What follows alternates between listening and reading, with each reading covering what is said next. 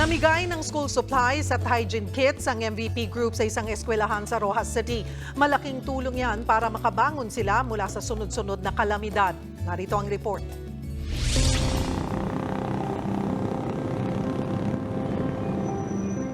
Ito ang Pasiano Bombaes Memorial School sa Barangay Culahaw, Rojas City. Mayroon itong mahigit 200 estudyante. Nitong huling 2 taon, nakapagtala sila ng pagbaba sa kanilang bilang ng mga mag-aaral. Sa dami raw kasi ng kalamidad na pinagdaanan ng kanilang lugar, hanggang ngayon, hirap sila sa pagbangon. Ang mga pupils namin, most of them are malnourished. Kasi po, karaniwan ng mga hanap buhay po namin dito ay nasa construction worker at saka sa dagat lang po. Mahirap po yung mga parents namin po dito. Hindi na matutukan ng mga magulang ang pag-aaral ng mga anak, lalo't araw-araw nilang problema kung ano ang kakainin.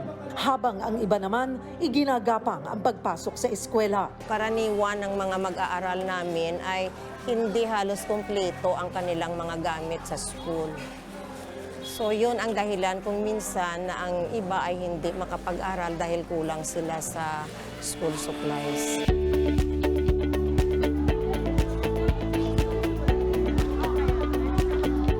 Kaya naman dinala ng Alagang Kapatid Foundation ang proyektong Aralets Kapatid sa Pasiano Bombaes Memorial School.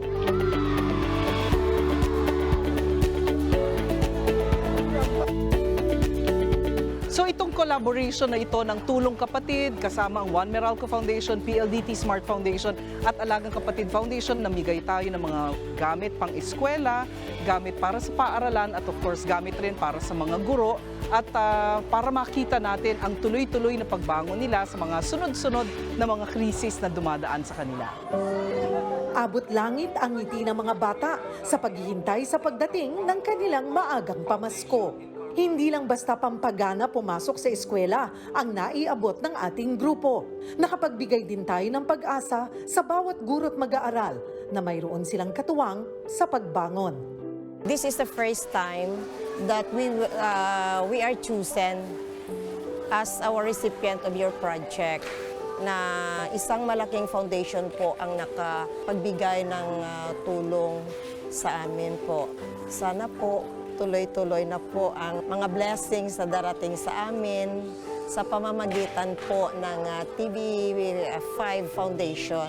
Maraming salamat po and God bless.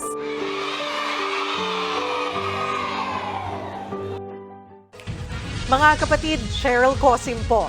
Iba na ang may alam at may pakialam sa panahon ngayon.